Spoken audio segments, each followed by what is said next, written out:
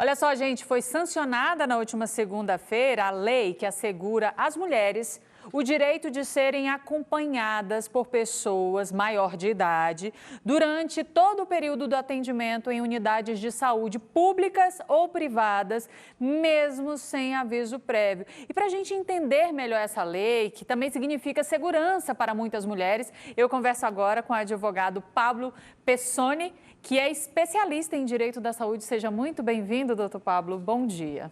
Bom dia, obrigado.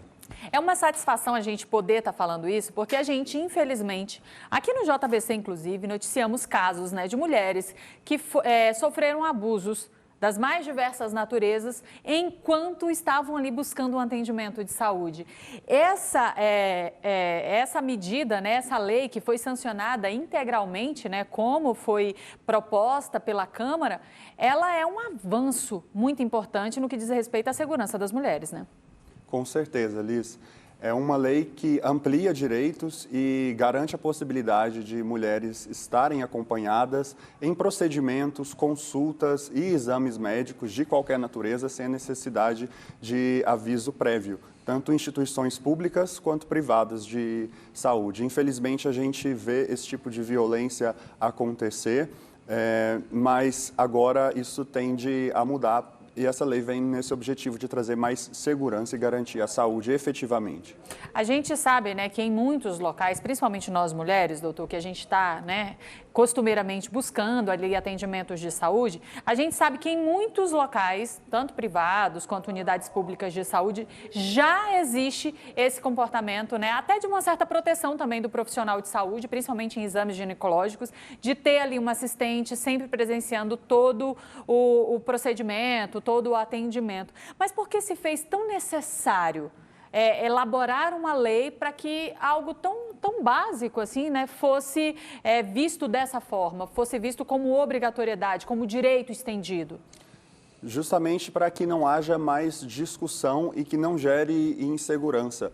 Vez ou outra a gente vê algum profissional de saúde, e aqui eu quero deixar claro que é exceção, a grande maioria dos profissionais são competentes e trabalham com segurança, sim, mas justamente para garantir e para que não seja questionado. Então, está na lei, é incontroverso, a instituição de saúde deve cumprir. Antes, esse direito era garantido apenas às mulheres que tivessem em situação de parto e pós-parto imediato e a pessoas com deficiência. Agora, isso se estende a todas as mulheres. Que, inclusive, vamos dizer assim, essa permissão, para mulheres em trabalho de parto e pós-parto é também recente, Há anos atrás, gente, inclusive, as mulheres pariam sozinhas, Na maioria dos casos, em muitas unidades, existiam aquela indefinição, se o marido pode entrar, se a sogra pode, enfim. Então, isso serve meio que para padronizar, para dar condições iguais para todas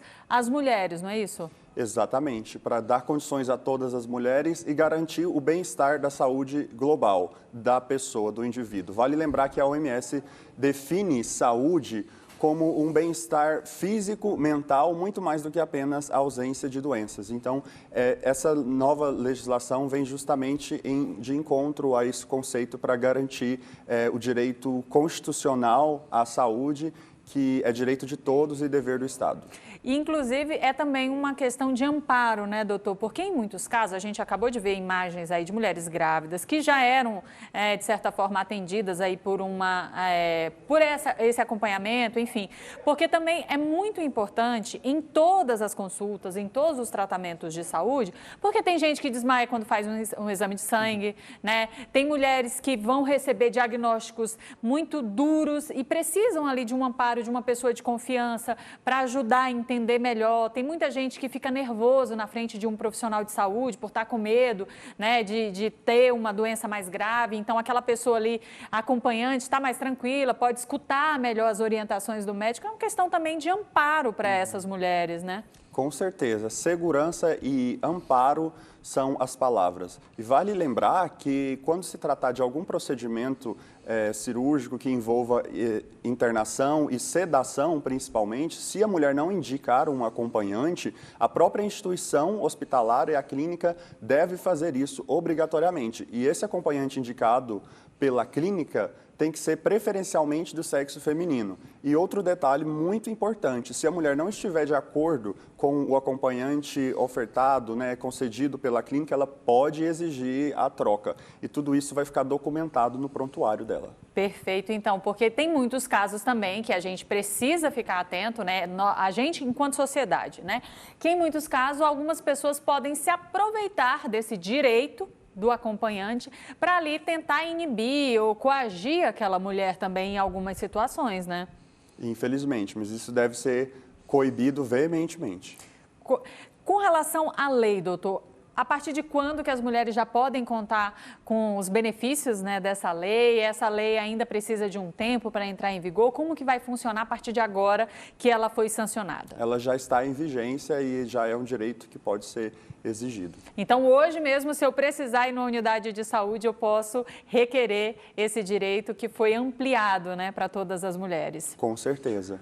Sem idade, viu, gente? O acompanhante é que precisa ser maior de idade, mas assim, é claro que a gente sabe, né, que crianças, mulheres, meninas já são costumeiramente acompanhadas pelas responsáveis, pelas mães, mas não tem essa idade, porque em muitos casos também existem idosas que acabam indo a até por uma situação de abandono, né? Acabam indo à unidade de saúde sem um acompanhante. Elas também entram nessa questão do direito, né? Sim, exatamente. Um familiar ou um amigo que seja de confiança deve acompanhar, pode acompanhar e sem qualquer custo adicional. É importante lembrar disso também.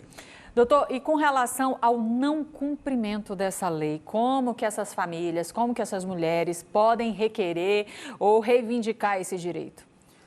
Quando se tratar de atendimento feito pelos planos de saúde, por exemplo, é ideal fazer a reclamação perante a ANS. A ANS tem sido muito efetiva em intermediar esse tipo de situação na própria ouvidoria do hospital também, e o mesmo se aplica ao SUS. Então, buscar os canais de comunicação justamente para poder fazer o seu pedido, a sua reclamação, narrar o que aconteceu. E a depender da gravidade do que tiver acontecido e das consequências, pode-se também estudar a viabilidade de uma indenização pela via judicial, a depender dos danos que tenham sido gerados na vida daquela pessoa em razão desse descumprimento de direito. Eu imagino, doutor, que esses casos de indenização, né, quando tem que partir aí para a esfera judicial, são casos muito subjetivos, né? Cada caso é um caso. Você poderia exemplificar para ficar claro para o pessoal de casa, porque em muitos casos as mulheres têm direito a esse respaldo, não respaldo, mas esse ressarcimento, vamos dizer assim, né? Que se é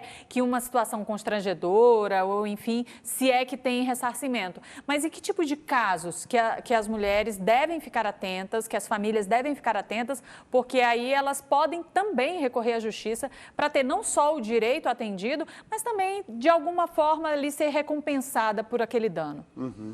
Na hipótese de ser negado, por exemplo, durante a consulta, a pessoa entra para fazer o atendimento, traz um acompanhante e o profissional se recusa a receber, o ideal é comunicar que irá gravar e começar a gravar essa situação, seja um vídeo ou um áudio, informando isso na situação para o profissional também que estiver atendendo, a depender da gravidade, fazer um boletim de ocorrência e descrevendo de uma forma bem objetiva e clara os fatos que ocorreram, justamente porque o pedido de indenização se dá com a prova dos fatos. Então, é muito importante que tenha esse arcabouço probatório para que se possa buscar efetivamente uma reparação pelo prejuízo que de fato ocorreu.